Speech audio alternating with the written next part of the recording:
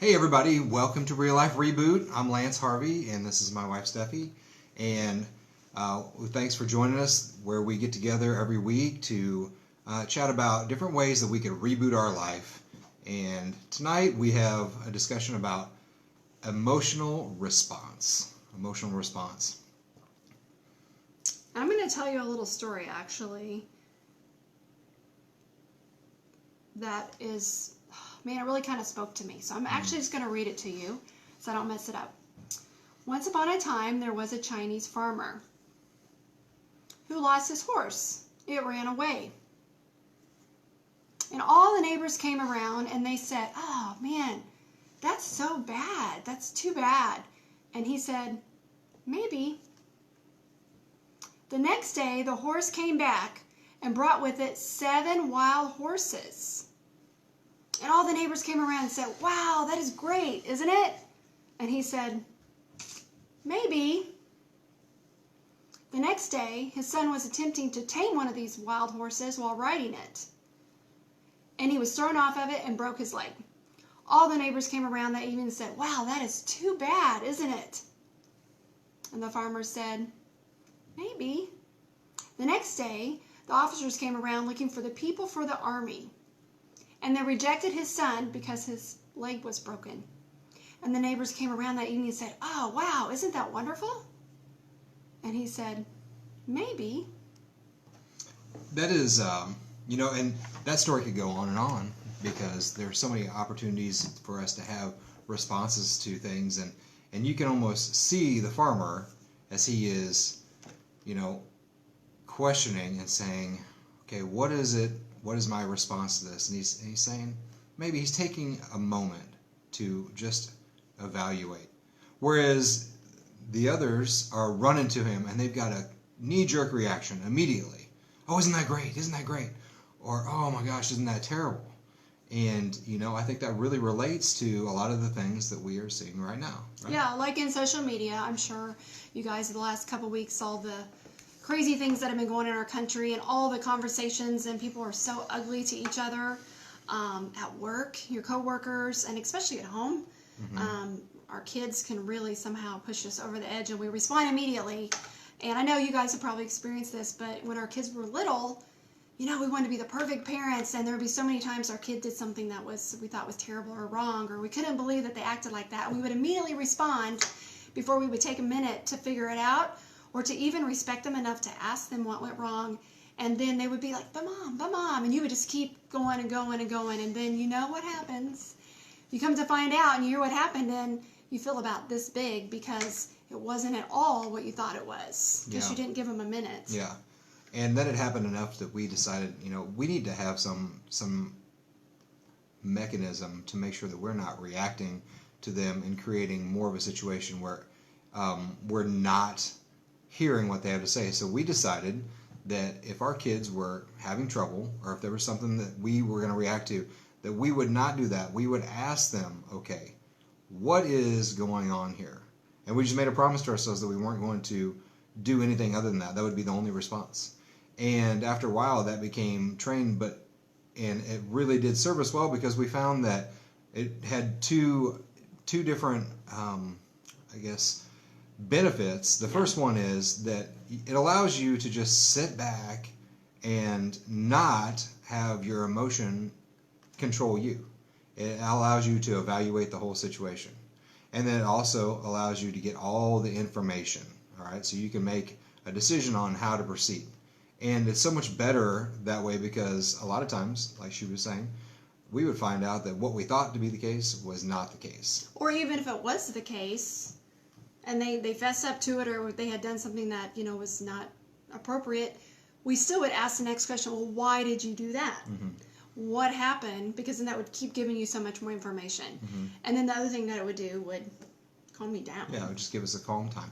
But the thing is we did it with our kids. However, we don't do it with everybody, right? Yeah, we don't give that same respect to our coworkers, to people on social media, to our spouses. You have a hot date planned and you're ready at the door and your husband's supposed to be there to pick you up at 5 and it's 5:30. He hasn't returned your texts. He hasn't called you, and he comes flying up the driveway, and before you even say, "Hey, What happened, honey? Why are you late? You jump all over him. And then even on a bad day too. See, no matter how many times we put strategies in place to take care of our little children and to not do that, we do that to our kids too. Mm-hmm. We mess that up as well. Yeah. And so this week, we want you to think about, as situations arise, we all know that we're supposed to, take some deep breaths or walk around the block or whatever it is that we all know this, but sometimes it just takes a trigger. And I think the story that we told earlier, mm-hmm. this guy's response is maybe. This week, I just want you to think about maybe. Like, just say that word. When something happens to you, let it be a trigger word. Yeah, let it be a trigger and say maybe, because maybe the guy who said something rude to you didn't actually mean to offend you. Maybe when your kid came in with crap all over his hands, that there was something that you didn't see that might give you a little bit more circumspection and allow you to just take some time to calm yourself. So whenever a situation arises this week, we just want you to say maybe. And if you're just tuning in, because I see several of you are just tuning in, go back and watch the rebroadcast. We shared this really short story about the word maybe. It's very interesting, and it really spoke to our hearts. And I think it would be a really great trigger word to keep you from emotionally responding. Mm-hmm. And also breathing. Breathing is really, really good. I know you might roll your eyes and go, oh, deep breathing, meditation, yoga, that's all crazy. But it's not.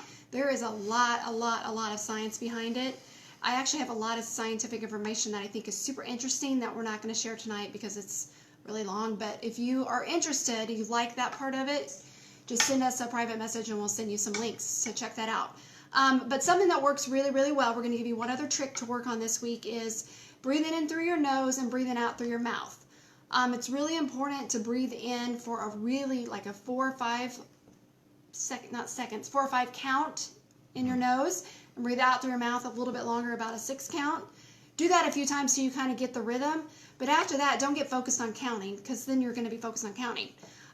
We really have learned this great trick where take a word that is relevant to your situation. So let's say you have a coworker at work that's like so negative, and it's just driving you crazy. You might just say to yourself or out loud, you're going to breathe through your nose. You're going to be breathing in positivity, breathing out negativity. I know it sounds so cheesy, but I'm telling you guys, it's super works. You can say it out loud, you can say it in your mind, either one.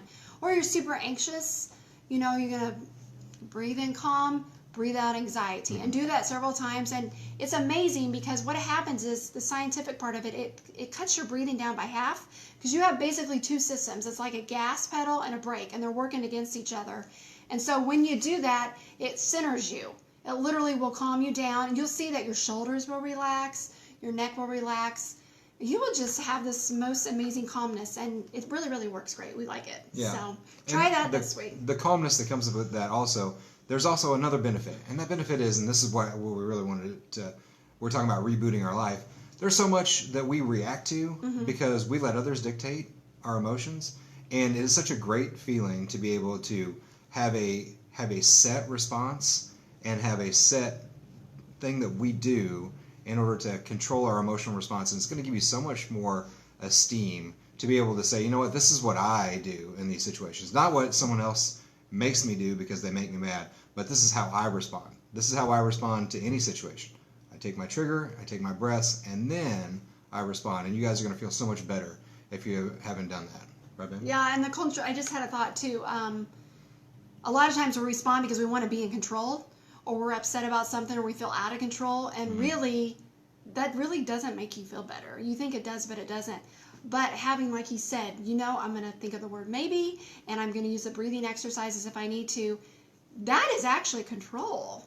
That is actually going to give you the most control, and I think that you'll really like it. And so this week, we'd like you for you guys to share with us.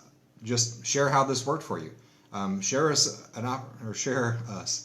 with us a situation that happened where you took control. That'd be so cool. Yeah, you did the maybe, you did the breathing, and then tell me how it was resolved and how you felt about that, because we're just so excited to be communicating with people and see how this is working in their lives. So share with us in the group. Yeah, share it in the group. But even if you don't, try it. That's your homework. Just use the trigger word maybe. As soon as you feel like, just think maybe, and then try the breathing exercises if you need to. Yeah. That So, yeah. Thanks for joining us, and we'll see you next week at 8:30. Have a great night. Night night.